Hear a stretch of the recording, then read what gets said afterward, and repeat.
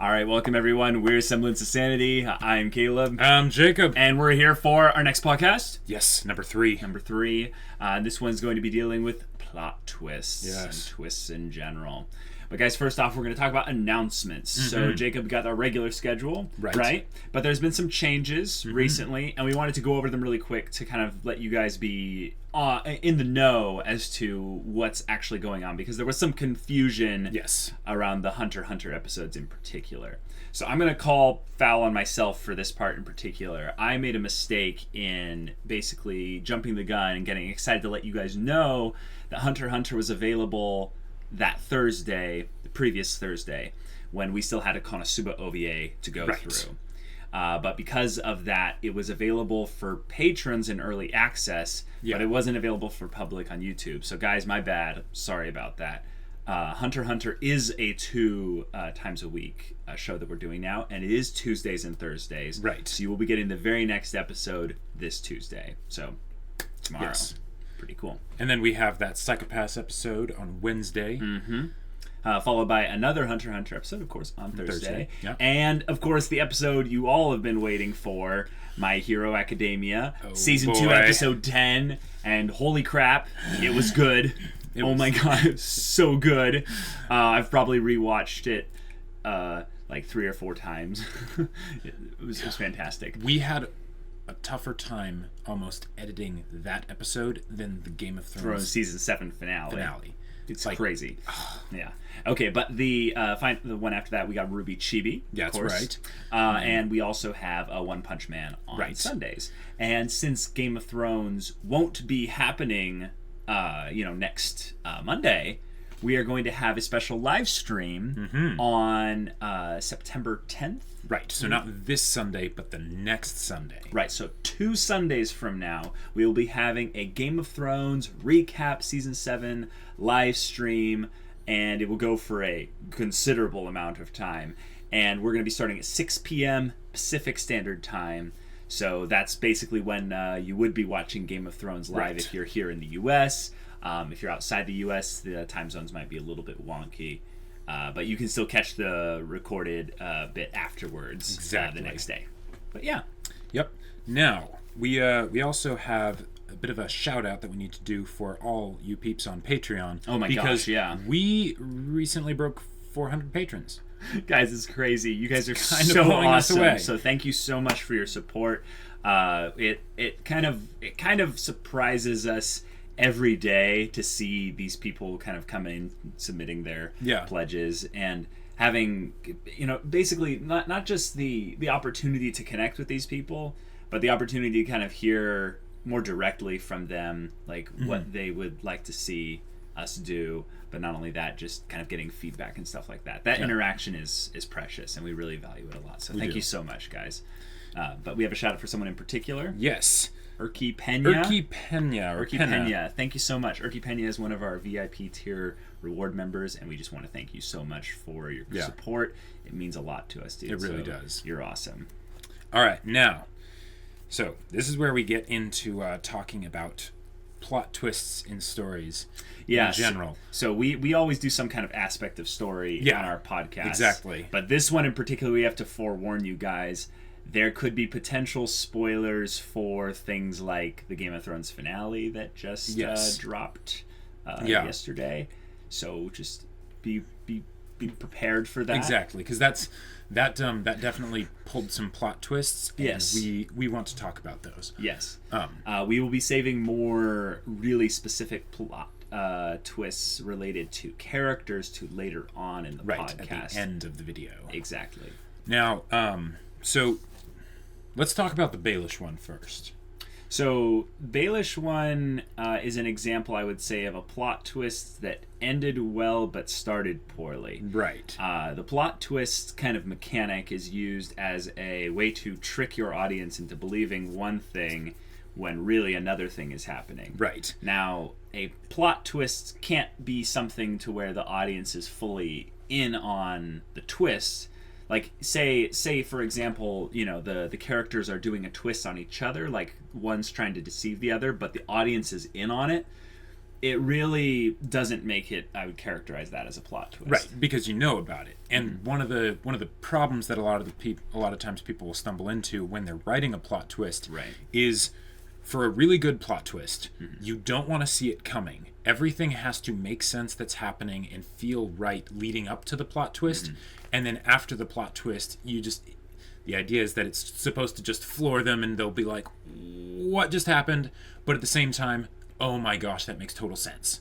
Yeah, another thing that you need to give is maybe some proper perspective that they were missing. Right. So while you can have the story kind of lack a little bit of perspective leading up to the plot twist, the things that are important to a story just in general have to be abided by. Yeah. So characterization is one we kind of called out, the Winterfell plot line of Game of Thrones Season 7 on. And even though it ended in a way that was very satisfying, yeah, jinx, the build up to it was not handled properly enough in order to have the ending, the result, kind of color over the rest of it. Yeah. What you said about like perspective, I really like that. And one of the things that's super important when you're making a plot twist is that if there is some missing perspective, you want to make sure that the audience doesn't feel like there's some missing perspective. Yes. Because then they'll see it coming. They might not know exactly how you do it. Right. But they'll see it coming. They'll know something's up. A great example of this, I'm not going to give a spoiler out there exactly why or what the spoiler is, but if you've seen the movie Memento, that's about missing perspective. And I'll say nothing more than that. That's literally all. That's a perfect example of how perspective adds to the plot twist. But yeah, let's continue with Game of Thrones in particular. Now, this whole thing of perspective kind of segues perfectly into the other plot twist, which was the whole deal with Euron. Yes, that was fantastically set up because when he basically says, "All right, screw you guys, I'm leaving. There's no way I'm fighting an undead army. We were I have laughing. ships." We loved that. That was so great. It was amazing. It felt so satisfying to see Euron take his selfish side just straight to the front and turn coward. And well, not really turn coward, but turn kind of opportunist. Like, oh, everything here is going to go to pot? Fine, I'm out. Peace. Yeah. See you guys. And Cersei totally played us with the, what are you doing? Right. And she's like, or he's like, no, I've seen some stuff, but this terrifies me. I'm out. See ya. Yeah. And that setup, it made sense. It was written in such a way that Euron, being a pirate, essentially, would not see the potential here in Westeros to be positive. Right. So he goes back to the Iron Islands, and just he's waits it out, or he theoretically is like, well, we're just going to go travel to Essos then, and we'll get our resources from there and wait out the winter. I think that totally makes sense. It was completely in line with something that he would have done. It was something that we were almost anticipating before we realized how the undead were going to be shown to Cersei as a threat. Because at the very beginning, he's shown to just be a scumbag, right? Yeah. And the way that he's all big bravado and stuff leading up to it. Yeah, we can tell that's all full of crap. And it was so satisfying to see him suddenly just like that, his tail between his legs and he's out.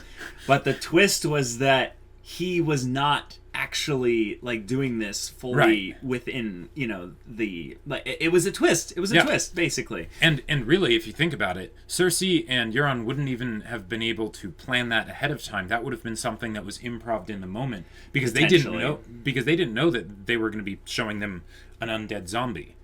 No. It was very much a thing where right after Euron left, Cersei makes the line of, "I don't let anyone walk away from me." So Cersei immediately got Euron to stay there before getting the fleet to leave, which makes the twist actually work. So within the confines of the story, we have a plot twist that doesn't have really any holes in it. Right. The twist was that we underestimated Cersei. Yes. And it was good because it fits in line with Cersei's character and it fits with Euron's character. Yep. Euron still really wants the Cersei booty. That's all I'm saying. He really is thirsty. He's stuck on that. Yeah. And Cersei just manipulates perfectly, and there you have it. A perfect marriage to make a plot twist, basically. Yeah. And the way they made Jamie be the one to find out about it. Right. Like, that's just very satisfying. Oh, that added so much to it. Because like, yeah. If John or Danny found out about it, it'd be like, oh no, Cersei tricked us, you know. But with Jamie, it's like, you tricked me. You tricked me. You betrayed me, essentially. Yeah, and she got to throw back in his face, well, yeah, you betrayed me first. Which just led to one of the most amazing and intense conversations in the episode. In the episode, yeah. Yeah. But twists in general, they need that believability. Yes, they do. One of the aspects of kind of shows or stories in general, when they'll have a plot twist, is some of them will do the thing where they go, haha, gotcha. Right. And some people like that.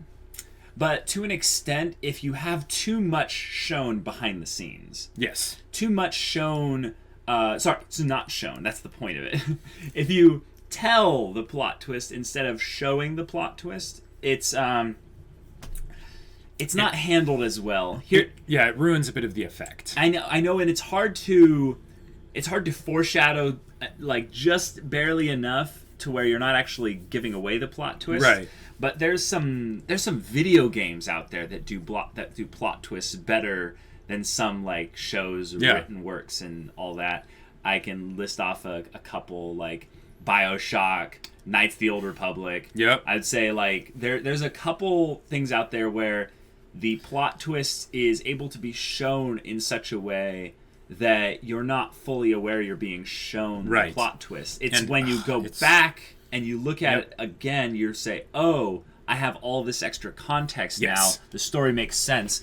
And that's one of the things that makes what we like about stories so good is we like rewatchability. Exactly. And plot twists, when they're done well, they're like a double-edged sword, because there's the shock in the moment, right? Where you're just like, okay, what are they gonna do next, right? Yeah. But then when you go back, if you go through it again, and you see it. all the little breadcrumbs leading up to this moment, and you're just like, I can't believe I didn't see this coming. Like, it's kind of like the Red Wedding. We're gonna pull an old Game of Thrones spoiler. The Red Wedding was a perfect example of a plot twist that had just enough hinting at it going all the way to it. Like, and it was so extreme. It was so extreme that it still shocks us to this day when we go back and rewatch it. It's like, we remember the feeling of like us getting stabbed. That's literally how it felt like. Someone reached around behind us and stab, and we're like, my baby, no, we're dead. Oh boy. Yeah. So, plot twists, handle them with care. You don't need a plot twist in order for your story to be good. That's right. I will say that a plot twist does not a good story make. Right. And I just want to give a shout out to one of the examples from Game of Thrones that I would say definitely wasn't a plot twist, but I absolutely loved it. In a lot of ways, it hit me harder than the Red Wedding. Oh. And that was Ygritte dying. Yeah. Because you know that's coming from a mile away. Mm-hmm. They've been building up to it. They've been foreshadowing it. You know that Jon and Ygritte can't really be happy together. It can't work. Mm-hmm. But you want it to. Right. So when she dies, you're just like, you just sink into a depression. Ollie. And it was Ollie. It was Ollie. It was Ollie. Like, we were already given reason to hate Ollie long before For the Watch happened. Yeah. And For the Watch was another great plot twist that was really heavily foreshadowed. Yeah. But the reason why it was such a good plot twist was because we had this idea of plot armor. Yeah. We had seen Jon get through so much crap, just so much crap, that once For the Watch happened, we were dumbfounded. And in fact, the poor book readers have been sitting on For the Watch for years now. We're still sitting on it. They're still sitting on it. I mean, to an extent, there have been excerpts from the 6th book that have been talked about, but none of it relates to For the Watch. Yeah. So plot twists are good. Handle them with care. Make sure they make sense. Don't, like we said with, you know, characters and stuff like that, don't sacrifice, characterization on the altar of whatever your plot is doing. And here's another thing. You don't need a lot of plot twists. You don't. If you do a lot of plot twists, the reader, the audience, or whatever, well, it cheapens them, but they'll come to expect them. And then if you don't do it, then they'll just kind of be disappointed. But if I'm going to talk about a character that actually deals with that very point. Yes, we later on in the podcast. Oh boy, are we? Okay, yeah. But plot twists can be amazing highlights of stories that cause discussion and just generally sink your audience into a depression, depending on how extreme it is. Yeah, absolutely. I would say that a plot twist handled perfectly will put your created work into the stuff of legend. Right. And that is something that can be very good, but it can also be very bad. Like, it's very rarely a very bad thing. Usually your stuff is forgotten. Like, because it had a bad plot twist. If it doesn't do it's it just, well. it's like, okay. But if you do it really well, it'll be remembered for almost forever. I would say that's an example of where something like NGE has that constant, it's not like plot twisty specifically. It's not, but the whole thing is kind of a twist, right? Because it's Gainax, and Gainax endings, man. Yeah, and just because they made it so visceral, even if a bunch of people hate it, because there are a bunch of people that hate it, it's still something that's talked about, and we aren't going to be forgetting NGE anytime soon. Yeah, let us know without spoiling what's a show or book or movie or video game that has a great plot twist in it without saying what the actual plot twist is. Just tell us what it is. Just say, this is the thing, and it has a great plot twist. That is it. Don't say anything else. Yeah. But yeah. I mean, we've consumed a lot of storytelling, so I'm sure that most of the ones you'll put down we'll recognize and stuff. But just in case, we will have our moderators on watch for this one, just in case. There is nothing worse than having a perfect plot twist spoiled. We had that happen with a very specific show that we mentioned in a previous video. Yeah, Gurren Lagann. Yeah, but and it really sucks. So it really sucks. And if there is a good plot twist, and you're thinking this person's never going to get to this story, or whatever, don't tell them. Yeah, because there's always the chance that they'll watch it or they'll read it or whatever, and if they do and they already know the plot twist, it just sucks. It just sucks. Yeah. All right, guys. Well, this is a podcast, so that means we're going to do some Q&A. So yes, that's right. Segues are tough, but all right. So first of our questions is from Sean Kenny. Thanks for the question, Sean. We talk now about beginnings and main characters. Do you guys have any advice for moving the main character towards the climax of the story? That is, how do you maintain the momentum of a good beginning and develop both the plot and the main characters towards a climax without making too obvious of a straight line or getting lost along the way? And how do subplots play into this? Well, that's a very heavy question. That is. Do you want to talk a little bit about it since you're creating the story? Yeah. So one of the things that you absolutely need to have in order to move the main character towards the climax is a strong motivation for the main character. That will also keep it from getting cluttered along the way, because you always have sort of a guiding star, a compass, pointing you to the climax. As for a way to keep it intense, like keeping that momentum. Yeah, I would say don't be afraid to punish your characters. Yeah, I would say making there be a lot of struggle. Yeah. And keeping the actual things that their goals they're trying to do, like, not easily attainable.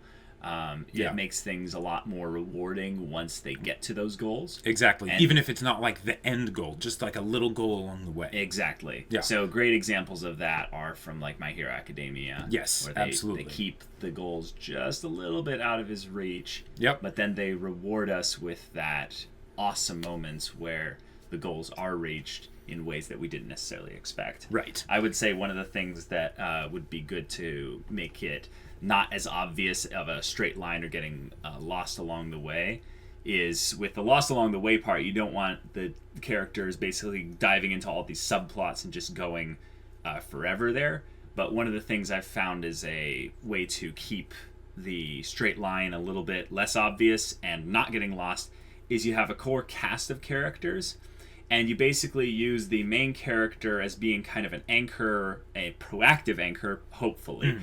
Reactive main characters aren't my thing, but so you can do that if you want. Driving the plot forward, and the side characters basically kind of sway in and out along the basically plot rails, sure, so to speak, giving it that idea of flow going around things back and forth, right, without actually making it an obvious straight line. Right. And that's kind of what you're talking about with subplots, which is the final part of the question. So you probably have a pretty good idea of how to structure this story-wise. So, great point bringing up subplots. I would say subplots are interesting because what makes them a subplot usually is that they're just weaker plot, right? Well, or they deal maybe, with not the main character. Or what I would say the thing about subplots is that they happen alongside the main plot. Yeah, they don't substitute it. Right. A subplot that is basically like, all right, we're going to take a break and do this other thing. Mm-hmm. That's where you'll get something that seems a bit more meandering, lacks direction, and doesn't feel as interesting, because if the main character's motivations aren't tying them to that new plot, right, then the audience will wonder, why are we here? Yep. A great example of that is in Avatar: The Last Airbender.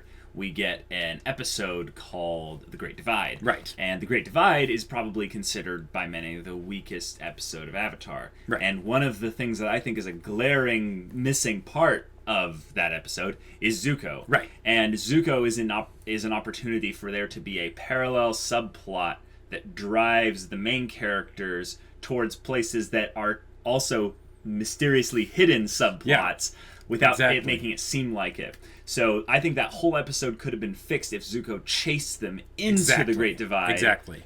And made it so it was less about their choice to do this, because I think it felt a little bit contrived to have them go through that bit of story. Exactly. Isotropy anime.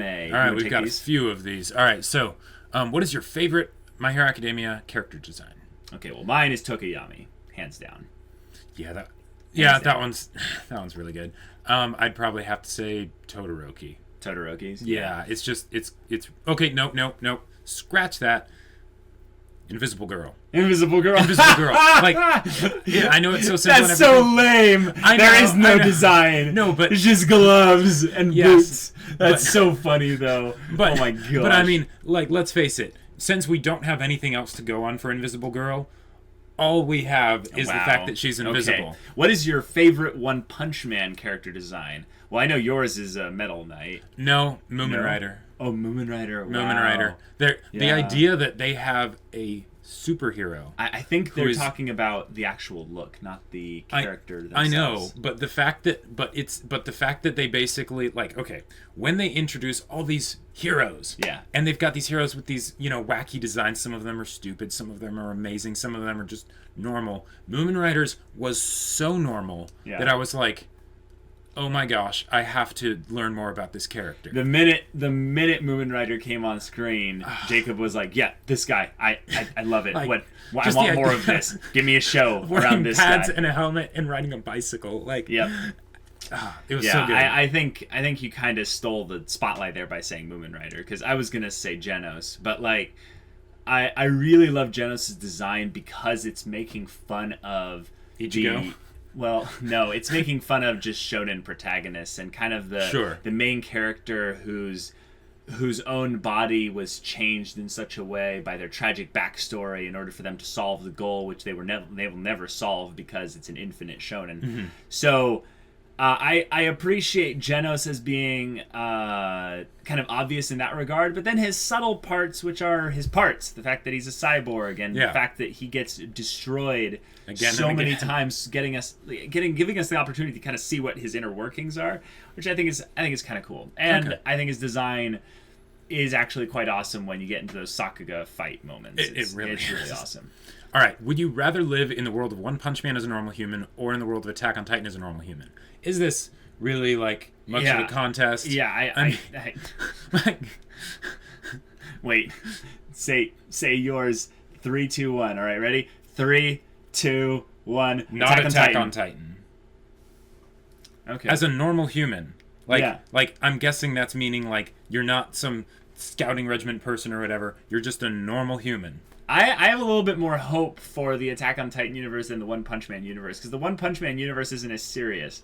So, well, yes, but at least in the One Punch Man universe, you're not gonna die, probably. No, I think One Punch Man's universe is terrifying.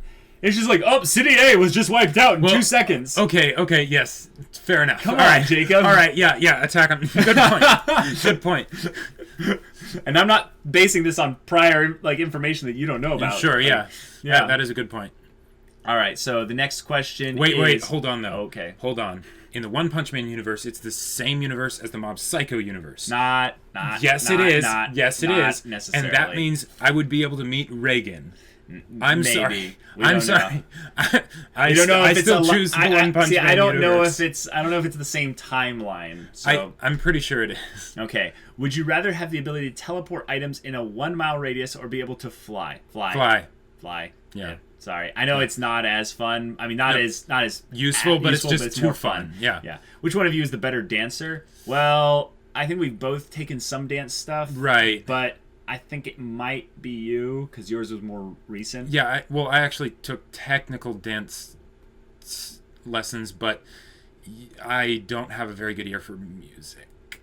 Yeah, I would say we're both pretty weak dancers. Thanks to white guys, obviously.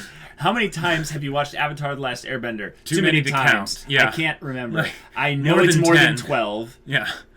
We once tried to count, and the number ended up around 15. I would say that since then that number has increased by like 1 or 2. So I would say anywhere from 12 to 18 times. Yeah, somewhere between there. Yeah, and that's entirety. Right. Favorite side character of Avatar: The Last Airbender? Well, when you say side character, here's the interesting thing. A lot of these side characters aren't really side characters. They're supporting characters. So we're going to go with like really side character. Really side character? Yeah, really side character. Like we can't pick May. Ooh. Yeah. Yeah, I want to say the Cabbage Man. Yeah, I'm gonna say that was what I meant. I'm gonna let you have Cabbage Guy if you want. I'm gonna pick Foaming Mouth Guy because there's actually some written lore about him, and it's hilarious that they spent the time to actually give a guy who's in 2 episodes and just foams at the mouth whenever he thinks the Avatar shows up. By the way, that is a he. A lot of people were confused about that. Now, okay, yes, I absolutely pick Cabbage Man. Yeah. But I think we have to give a shout out to June. I would say she was one of the better recurring side characters. Very much a side character. I think so too. But she had a cool design. The times that she was in the story, it was fun. Yeah, and she's not a supporting character. Not at all. I would say a supporting character is like Iroh. Like Iroh is a main character, but if you had to actually section it out to who is main character versus supporting character, Iroh's a supporting character. Right. There's a set of episodes where he doesn't talk for like 5 or 6 episodes. Right. And then anybody that wasn't introduced in season 1 is pretty except for maybe Toph. Azula, Ty Lee, May. Yeah, it doesn't really fully work. Yeah, that doesn't fully work. It's like Sparky Boom Man or Combustion Man, whatever you want to call it. Yeah. That's a side character. Right. But he doesn't even really have a character to be considered a character. Favorite One Punch Man character? Moomin Rider. Yeah, I would say Moomin Rider. It's pretty much hands down. Do you love animals? Yes, direwolves and dragons. Well, I mean, it's just kind of funny. It's like normal animals. It's like, do you love animals? It's like one of those questions where it's like, no, like, who, like, I hate animals. No. Actually, I would say that there are some animals we don't like. No, I would say I love animals. The weird thing I have as an introvert is when you go into a group like situation, and there's that one cat or dog there in the corner. You're like, I'm not gonna talk to these people. I'm going straight to the cat and the dog, and I'm gonna become the whisperer to that animal, and we will be best friends forever. Yes, I am friends with all of my friends' cats. That's yes. Have you ever played any GTA or Fallout games? I have played one Fallout game. I don't remember which one. I think it was Fallout 4. I'm not sure. It was really fun.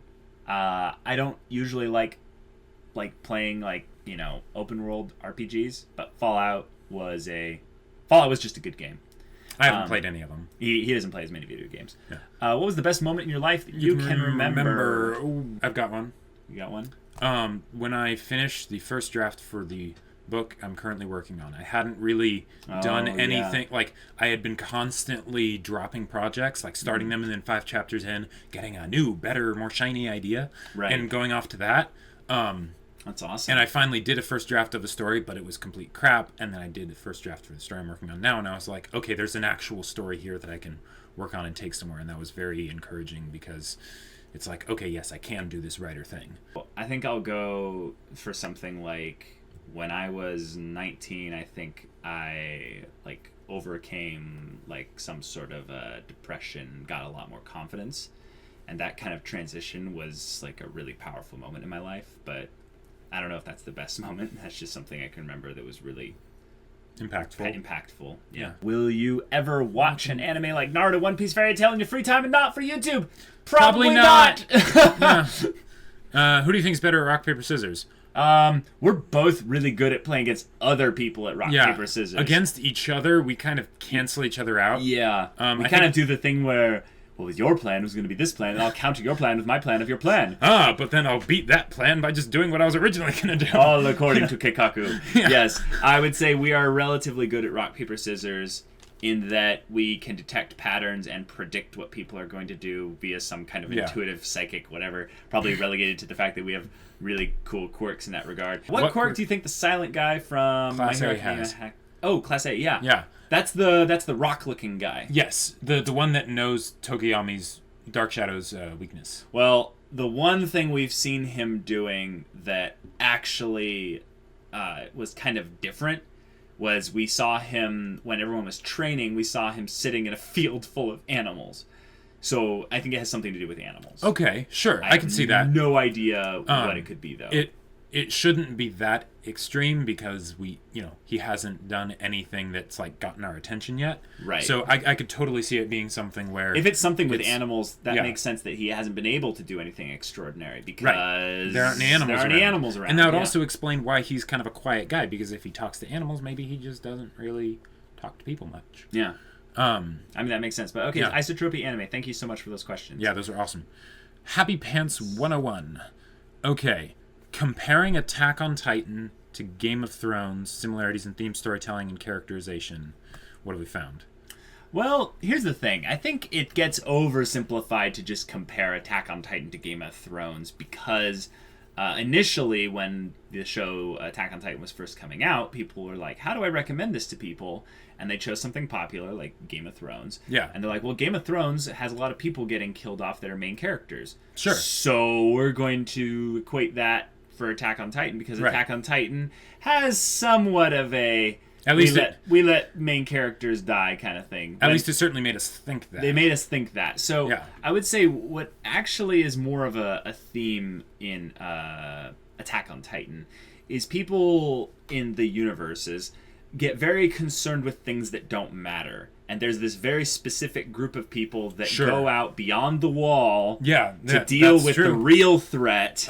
The monsters that want to eat us, Yes, exactly. I would say that's where the biggest comparison is that's a good point. The Scouting Regiment and the Night's Watch are the people that are really in on what the conflict is. And they have to deal with all this bullcrap of politics and bureaucracy and people in power that are abusing said power. And here's something I want to point out. Even though Attack on Titan didn't do as much of actual character killing off, it did something different.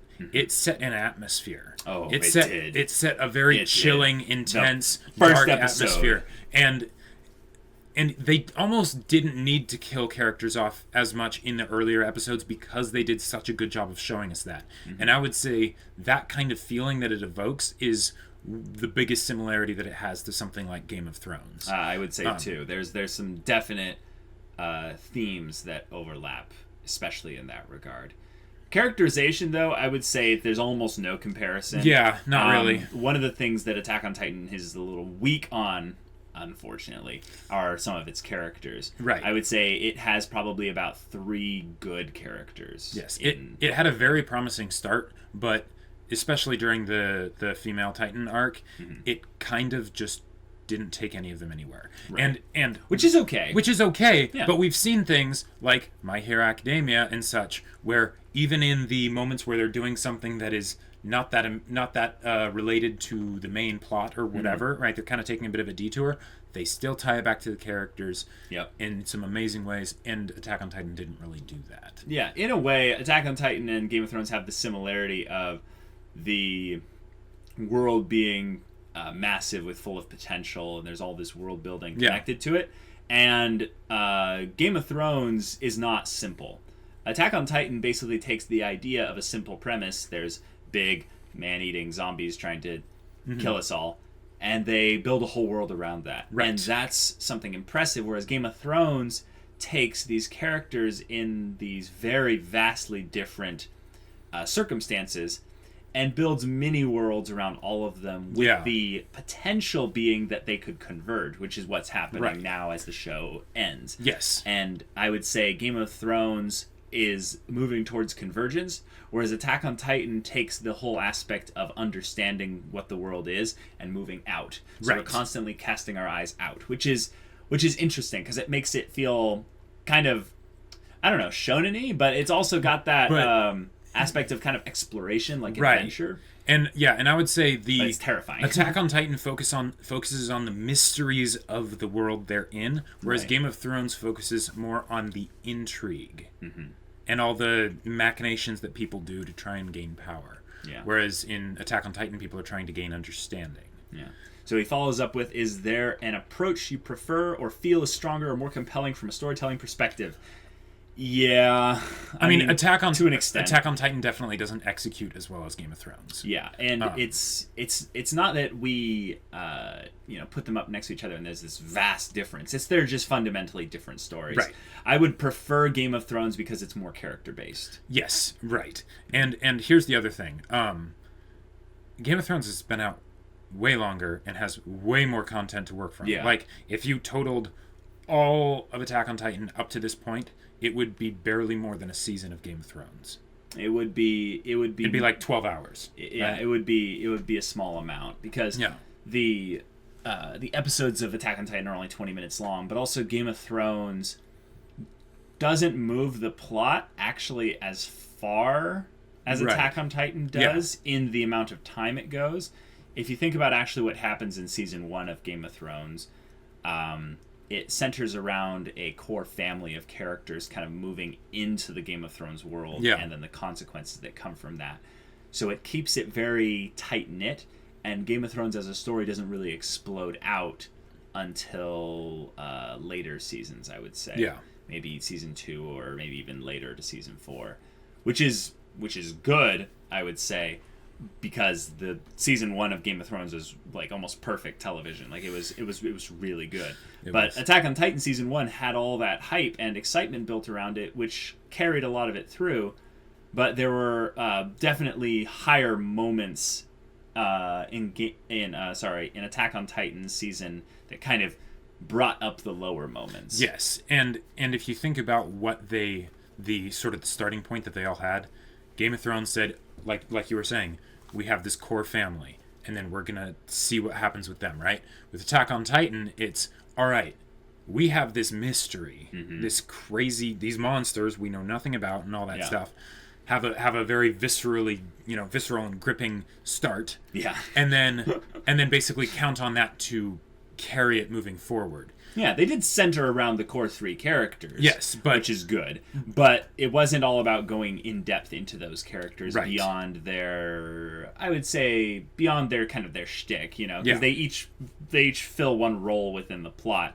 And if anything, Mikasa's little added depth was a massive moment for the show where we got all excited because it was like, okay, this is excellent characterization. Right, and I would say that's the closest thing in style to kind of what Game of Thrones did, and I would have absolutely loved it if they kept that style going forward. Yeah, even though it's not a flashback kind of thing that they do in Game of Thrones. It's just in-depth characterization. So great questions. Yeah. Janie asks, I'd be interested to hear you talk about how to make an unlikable character likable sometime. Okay, so I would say the main thing is that with characters, if you want them to seem like people, you can't make them just be a character. Yeah. You can't make them just be an unlikable character. There was this video I watched where this dude was Hayao Miyazaki in The Essence of Humanity. It's a great video. I've seen it so many times. You should watch it. But there's a part where the guy's talking and he's like, humans have both potential for, incredible tenderness and savagery.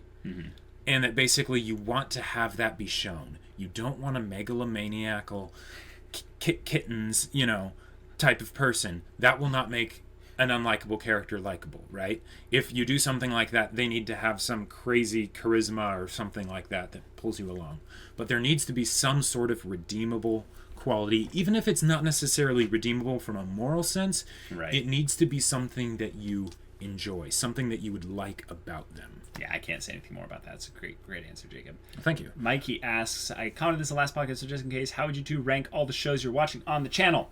Solely on this channel. Gotcha. Basic shows you're currently watching and shows that are on break. Okay. Well, I would say it's pretty easy right now to throw MHA up at the top, right? Yes. Yeah. I'd say that out of the enjoyment we're getting right now, yeah, and we have gotten on this channel so far, My Hero Academia has that edge. Yes. It's up there at the top. We don't know necessarily what the ranking would be all the way down, but I don't know. Would you say, what would you say would be number 2 for you? Well, okay, so normally I would say something like Game of Thrones or maybe Ruby, right? Mm-hmm. But from the stuff that we have been reacting to, since you're talking about stuff on this channel, the seasons that we have seen have been, I would say, not as good as the stuff that came before. Not to say that they were bad, right, but they weren't. With My Hero Academia, it's basically like getting just gooder and gooder as it goes on, right? Like we think we love this show, and then we realize, no, we haven't seen anything yet. Yeah. And that's why it's so easy to put My Hero Academia at the top. But for Ruby and Game of Thrones, they have been giving us seasons that aren't as good as previous stuff, and we're not counting that because we didn't react to it based on your question. Exactly. So I think we can put Attack on Titan as number 2, yeah, and then maybe Psycho-Pass as number 3. Sure. I would say Psycho-Pass. It has been surprising. It's been a sleeper. It was really good, and it just keeps getting better. Yeah, I would say that we'll just keep the ones that you mentioned on here for rating. I would say Game of Thrones probably was better than Ruby Volume 4. Ruby Volume 4 is at the bottom of this list, but it was still very enjoyable. Yeah. But I absolutely loved it. Yeah, absolutely loved it. The problem was it was coming off of the high of season 3 of and there's not really any way to really good. So what can you do? What can you do about that? I would say there's a couple others that are on there, like Konosuba. Yep. But then something like, say, Hunter x Hunter would probably be close to the bottom right now because, we just started it. We're still in the slower parts. Yeah, and Konosuba is one of those guilty pleasures I have in that I know it's basically like trash, but it's such cleverly funny trash. Like it's so good. I mean, I put it at the bottom of the list because I really wanted to watch Konosuba, but I'm not really going to rewatch Konosuba. I'll rewatch specific scenes here and there. I will rewatch Game of Thrones Season 7 and Ruby Volume 4. Yeah, right. Yeah. Well said. All right. Miraculous Corazon asks, from any of the anime you've seen, both of you or just one of you have seen, which two would you like to see have a crossover? Well, I think we've kind of answered this question before. Kind of, but with anime in particular that we've both seen. I would really like to see My Hero Academia mix with something like Avatar.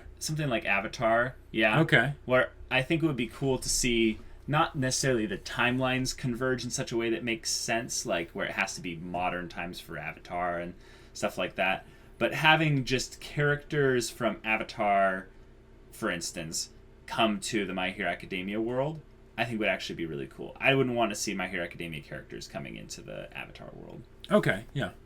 All right, here's what I would like to see. Mm-hmm. Now, this is pretty similar to what I said before, I think, but I would like a crossover with Haruhi. Mm-hmm. And then I can't really decide what else. Like, it could be Avatar, it could be Code Geass, it could be Gurren Lagann.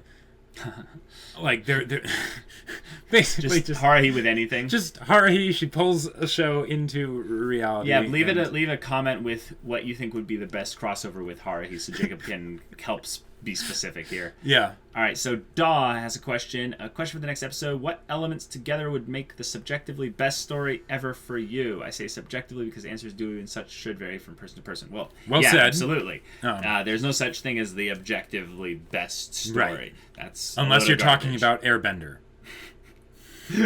Well, I think actually subjectively we can look at something like Airbender as a little bit of a template. Yeah. I would say that for me, you need a large cast of characters that you all care about, that go through their own story arcs, that is set in a world that makes sense, that is interesting. Interesting is so vague, Jacob. I'm saying like specifically it gives a sense of you wanting to go to this world. As you can see, I'm a fan of fictional stories rather than nonfiction stories. Right. But basically, whatever story this is telling, you want to be a part of it.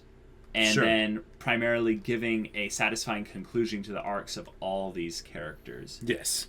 And also, Hero's Journey. It's kind of a staple. Like, you can't go wrong with that. Yeah. I would say there's all these little elements that tend to be ignored when you're thinking of like, okay, that stuff isn't very important. But those are the things, that make the world, like, say, an Airbender or Lord of the Rings or whatever, that much more engaging and feel that much more real. Right. And if you don't have those details, it won't feel real, and then you won't necessarily want to go there.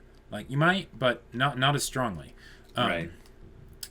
I absolutely love what Airbender did with having an episodic formula that still has an overarching plot. I don't like shows. I don't like stories that have a purely episodic formula. Right. I generally don't. But I also, if something is linear, like strictly linear, it's not as rewatchable for me because I feel like I have to rewatch the whole thing or these large chunks of it. Whereas with something like Airbender, I can go rewatch Zuko Alone. I can go rewatch The Storm, or whatever, a specific episode, and not need to worry about watching anything else because it's self-contained. Yeah. What camera are they using? Dante asked the question. I believe it's a Logitech C922. Yeah. Yep. Yeah. TB asks, aside from Lord of the Rings, which books would you recommend, and what are your favorite genres? Well, sci-fi, fantasy. Yeah. Okay. Books to recommend: Red Rising trilogy. That's good stuff. That's good stuff. Like it's recent. I would say it's recent. It's easy to recommend something that's like a classic. Something that's just an amazing book. Yeah. But I would say it's better to support some of the kind of the younger artists that are coming up here and there. Red Rising is an awesome trilogy. I would say that's a great example of a sci-fi that's the elevator pitch that the author used to try and get people to pick up his book was that it is Star Wars mixed with Game of Thrones and a hint of 1984. Yeah. So yeah, check it out. Ivan Oak asked, what do you think is a good way to create stakes in a story? So that's tough. It needs to be tied to the main character. Well, yeah. Somehow. Yeah. I would say that an example of, creating stakes that are really good is kind of generating the rules for engagement, so to speak. Think about this like there's a conflict between two sides. There's the plot and the main characters or stuff. Sure. We need to set the rules of engagement so that we know kind of what the boundaries are here. And then once those stakes are basically put out on display, for example, like, you must defeat the Fire Lord before the comet arrives. Exactly. It's like, a time limit. Cool. But the reason why he can't defeat the Fire Lord right now is he doesn't have Earth, fire and water all mastered yet. And making it so that he ended up having to fight the Fire Lord during the comet, that makes it just even worse. Right. So basically continually putting boundaries into the things that they can do, and then giving basically goals or demands that require them to be met within the specific boundaries. Yeah. And another thing I would say is let things go wrong. Yeah, let things go wrong. A lot of times, like, especially... Ups the stakes. Yeah, it really ups the stakes. With something like, say, this most recent season of Game of Thrones, it's like, oh, there's Jon Snow McPlot armor. Like, he's with the party. They're going to be okay. He's not with the party. Uh-oh. Did Beric and Tormund just die? It was really unclear. Yeah. And so... let bad stuff happen. Let bad stuff happen, guys. People, the audience may say that they hate it, but they actually love it. That's actually what they live for, is those times you rip their heart out. That's why people right now have been getting into Game of Thrones. So exactly. Much, for instance. Yeah. All right, so we'll get to Yellow Nart's question here. So I wish you guys had a YouTube channel back when you were watching shows some of us fans would have loved for you to react to. I want to know your in-depth thoughts and or reviews on some shows you've both already seen. For example, Black Lagoon, Fate Zero, Mob Psycho 100. Yes, guys, by the way, there are shows that we have watched... and this person actually watches our at MyAnimeList or kind of checks up on stuff like that. So if you're wanting to know if we have seen a show or if we should react to it, please check out our MyAnimeList in the description below. I would say, for example, Mob Psycho 100. The answer is yes. That we will give you our in-depth thoughts reviews on shows that we've already seen as a video format at some point in the future. Right. Not right now. We have a lot on our plates right now, but the answer is eventually yes.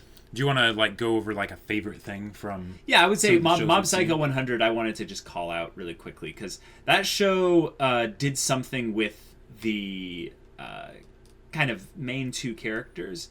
I just really loved their interactions, and not only that, but the way that they kind of set things up to be a little bit conventional and then just derail it completely by the end of the first season. It is fantastic. I love Reagan amazing as a character. Yep. Everything about him is just fantastic. Amazing. But yeah. My thing I would have to say is in Black Lagoon I really liked the interactions between the two core characters, Revy and Rock. Yeah, exactly. But I like that they basically put them into extreme conflict. Reagan had this amazing mentor relationship with Mob, right? In Black Lagoon, they're such polar opposites, and the things that they're opposite about and they come into conflict about directly tie into the main themes of the story. So even if there's a slower arc or whatever, and it's just not as good, they'll sprinkle some bits of conversation between Rock and Revy throughout it, and those by themselves would make it worth it to me. That one, Gav, hey man, how's it going? Asks, did you read the Thrawn trilogy before or after you watched Code Geass, and do you feel it affected your opinions on either? Yes, I read the Thrawn trilogy before I watched Code Geass, and yes, it did affect my opinions. Yeah, I didn't read the Thrawn trilogy before Code Geass.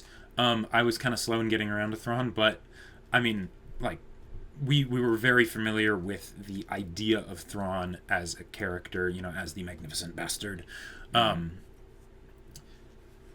I wouldn't say it affected it too much. I mean, those stories, when you have characters like that are well executed, they're great no matter what. It doesn't matter if you've necessarily seen it before. Yes, but here's where it affected me. So I read the Thrawn trilogy. I don't remember how old I was. It was fantastic. I loved at that moment the characters that allowed their cleverness to be a thing that moved the plot forward. Basically, the anti-hero pseudo-villain as the main character thing became something that I really loved at that point. So Lelouch, when he's first introduced, you see, he's not a villain and he's not a hero. He's something else. I'm not sure. And that thing where you're not sure is exciting. With Thrawn, it's a little bit more obvious. He's with the Empire. He's trying to kill Luke Skywalker and destroy the rebellion. He's a bad guy. He's a bad guy. But he likes art and... No. It's more than that. He actually respects the people that he's up against. Yes, the villainous virtues. He has ruthlessness, but he is not a kills kittens kind of character. Right. And the fact that I finished the trilogy meant I kind of expected the way Code Geass would end, just a little bit. Okay, just a little bit. Happy Pants again. Great question. What do you think about Christopher Nolan as a storyteller? Favorite and least favorite of his works. Well, I mentioned Memento, didn't I, earlier in this video? I have got to say, Jacob, you need to watch Memento, guys. He needs to watch Memento. Do not spoil it for him. But that is an example of one of the best works that he's done, other than, say, his more epic kind of, I would say, stereotypical works, but they're still really good, like Inception, for instance. Okay, and that was his breakout work, wasn't it? Memento, yeah. Okay, so, and that makes me really excited, because usually when it's the first thing that someone's done, they're putting everything they've got into that because they really want to make it stellar. Oh, and The Prestige, guys. I completely forgot about The Prestige. Holy Prestige crap. was very good. I don't think I have a least favorite of his works that's not Batman Dark Knight Rises. Yeah. I'm trying to remember like all the things that he's done. Someone else can help me in the comments and stuff like that. But I would just say Dark Knight Rises. Yeah. Yeah. I'd say favorite would be Dark Knight, and least favorite would be Dark Knight Rises. Yeah. Okay. Well, these are great questions, guys. All right, now this is the point where we say we're going to be delving into spoiler territory. This is where we're going to go into our favorite character discussion, but the thing is, it's with relation to plot twists. Yeah, so, as the theme of the episode is. Exactly. So if you have not seen Code Geass or Fate Stay Night Unlimited Blade Works. Either one. If you haven't seen both of them, leave the video now. These stories are absolutely fantastic. They have some amazing plot twists, and you owe it to yourself to watch them without having any knowledge of what the twist is. Again, that's Code Geass and Fate Stay Night Unlimited Blade Works. Yes. You can watch Fate Zero and Fate Stay Night, the original, just fine. Yeah. But, and, you know... Because, like, I know you might be thinking, like, I'll just keep watching. It's not that big of a deal. It is. No, podcast is over for you. Yeah, the podcast is over. There's nothing after this. We put it at the end. Bueller out of here. Just so that you can leave and we appreciate your views and everything else, but you really don't go want, watch you don't want to be these. spoiled. They're fantastic. All right, so that being said, I'm going to start. All right. Code Geass, guys. Lelouch, V. Britannia.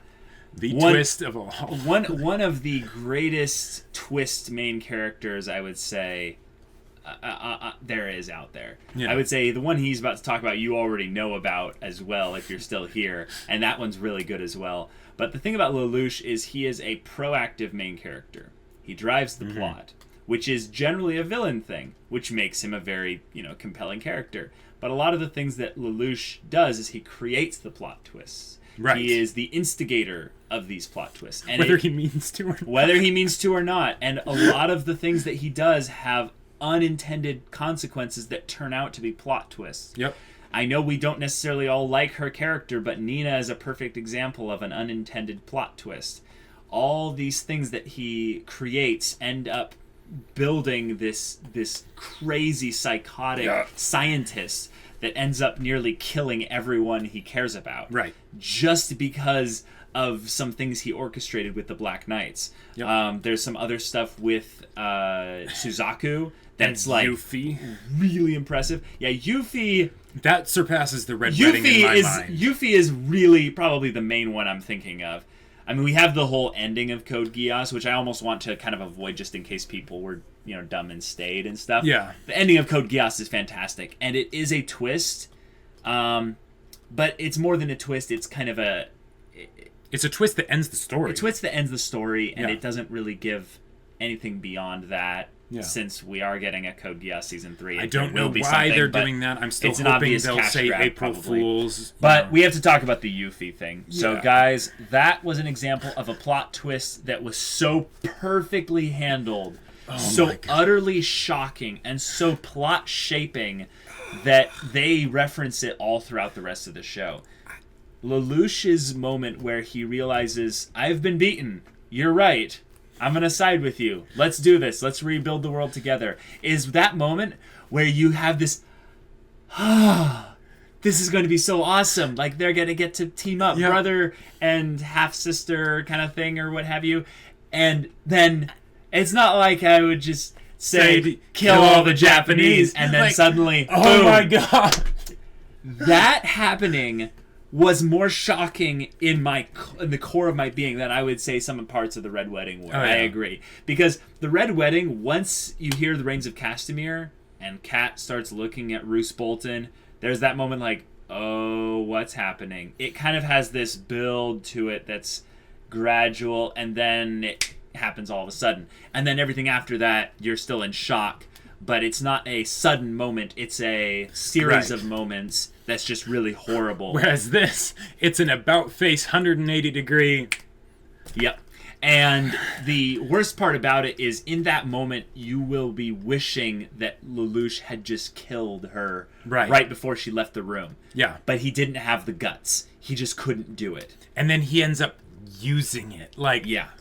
Oh my God. He used the whole thing of what she did in order to basically further his own goals, which he believed, the ends justified the means in that regard. But that set the whole plot down a specific journey from which there was really no going back. Yeah. The whole build-up we've had with Suzaku and Yuffie was not as great as it could have been, but this moment, Suzaku's moment where he sees Lelouch actually then go and kill her, we all just...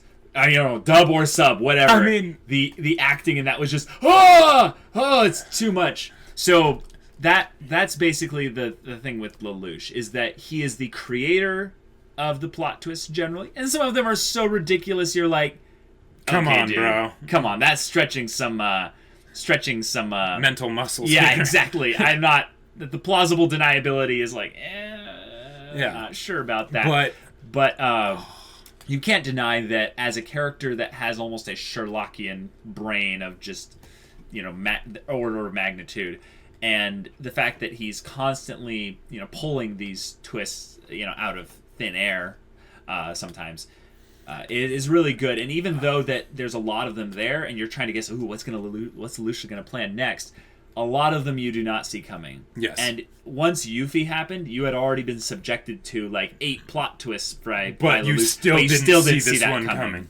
No. I've never been so close to like physically damaging my computer. I'm a more subdued person, so I was able to keep in check, but I was a puddled mess on the floor after the episode.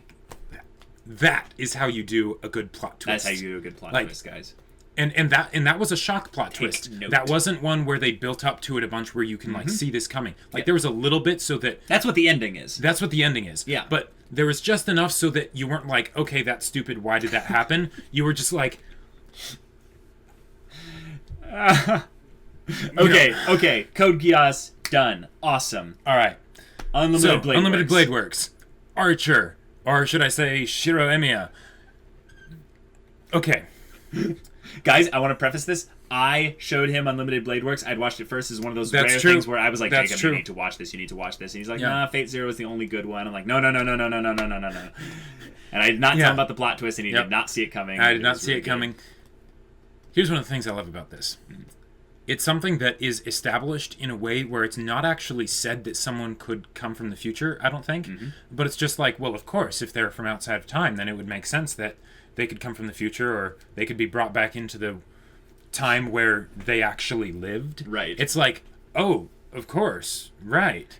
And now, I had some issues with the build-up to this, because you're like, okay, Archer, you're just kind of being an asshole. Like, cut it out, right? But then when the twist happens, you're like, oh, wow, that does explain literally everything that he's done. And it's so creative, too, because, okay, Code Geass, Yuffie, and all that stuff, that was shocking. This was like, oh, how did the creator come up with that idea? Like, that one of the main characters, and in fact, the villain, in a fantasy series, like in a sci-fi series, having the main character time travel back to kill himself or whatever, yeah, I can grok that. But you're totally not expecting it in something like Fate, in the Fate series. Like, oh my gosh. And the fact that, oh, yeah, I have no memory of who I am. It's, but you don't, they just leave that at the very beginning and then just carry on. And then, of course, his epic showdown with Shiro, and of course Archer's whole chant is just amazing. But I digress. That plot twist was fantastic. I love it when here's the thing. I love it when plot twists basically give you new context for what's happened in the story up to this point. Right. And it's very hard to do that well, because either there will be discrepancies where you'll be rewatching it and you'll be like, okay, that doesn't fit. If he was really wanting to do this, if this was his plan all along, then why didn't he do that, right? This doesn't have that. Nope. And in a way, when this happens, you get a second show. Yep. Because you have the show. Very different show. Because there's a whole nother story happening the entire time, and you didn't even realize it. Yep. But they had those little breadcrumbs the whole way. You knew, just to prove to you that they knew exactly where this was going the entire time. Yeah. It's not a long show, so it's not like they needed really a lot of time to set it up. But when you go back and rewatch Unlimited Blade Works and you look for all the breadcrumbs there, they're everywhere. Yeah. And it's so funny because I know some people that claim, I totally saw it coming. I'm like, oh, cool, awesome. But like, do you realize that the reason why you saw it coming is probably because you were either expecting a plot twist, or you're the kind of person that looks specifically for plot twists. Right. And some of the clues were so obvious, like, if you think about it in hindsight. If you think about it in hindsight, yeah. Oh, yeah. But that's the thing. If you were going into a show specifically for entertainment value, Unlimited Blade Works cheats you into thinking this is just an entertaining, awesome fight kind of intrigue type show. and that's what and it does is. that. It's what it does. But there's that extra layer where they get you, and later on. And it is so special when a story does that. It is. It's fantastic. Because it's not genre changing. It's not something where they switch genre on you all of a sudden, a la Madoka Magica. Right. It's because it's stories told in parallel. So it's not that at this point we're telling a different story. It's that you can watch the whole story and then you can rewatch it and it's a completely different story. Yep. And I love that so much. Yeah. If you haven't seen it, there is the Fate Stay Night Unlimited Blade Works abridged by Blazing Azure Crow. Oh yeah, we have to bring that up. And they harp on this twist so much. Like half the jokes are Archer jokes because you know that he's actually Shiro. Right, he's actually Shiro. We'll put a link to that in the description. It's probably one of our favorite new abridges that is coming out on YouTube right now. Unfortunately, you can't really show it to people who haven't seen the actual show. Yeah, because then they won't get it. Well, one, yeah, they won't get it, but two, it'll spoil it. It could potentially spoil it. Yeah, because it's not crazy obvious, but it's like there's a part in the abridged where he's like, "Wait, why are you doing this?" And he kind of fades out of existence, and he's like, "Reasons." It is so good. Watch really worth you'll it. Love it. But yeah, other than that, guys, that's the end of our podcast. So thank you for sticking around. If you're a watcher of those shows, and if you just got your whole thing spoiled and stuff like that, well. Sorry, sucks to be you. But at least the ending of Code Geass is still not spoiled. That's true. I would say you can enjoy Code Geass relatively well, even though we did spoil that part for you. Yeah. But if you haven't watched those shows and you're still here, just go and watch them. Yeah. Maybe you'll forget yourself. some things eventually, but I would say Jacob and I really like shows or stories or movies or what have you that take you on a ride as kind of like you would in a theme park, There's going to be those parts where it twists. It kind of sends you upside down, throwing you for a loop. That's where all those phrases kind of come from. But, kind of going through that and being able to say these are the kinds of things I would like to take into my stories at some point. You get some really good ideas from stories that are willing enough to risk that. Oh, yeah. You really do. I really do. All right, guys, this has been a lot of fun, but we'll see you again next time. Yep. But until then, we're Semblance of Sanity. I'm Caleb. I'm Jacob. And we'll see you all next time.